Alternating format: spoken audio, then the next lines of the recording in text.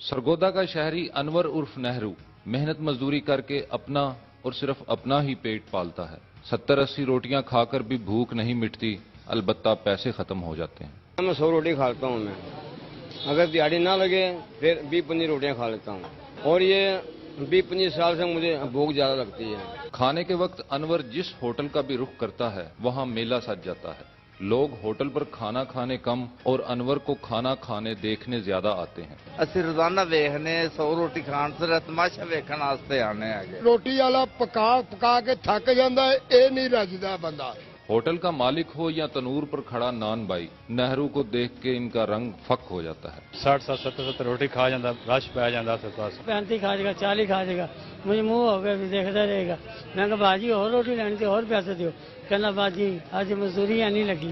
अनवर का कहना है कि वो हुकूमती इमदाद के बगैर पेट की आग बुझाने से कासिर है। मेरी अपील है, मैं अपनी मजदूरी कर कर अपना पेट नहीं भर सकता, मेरा कोई अजीफा लगा दे।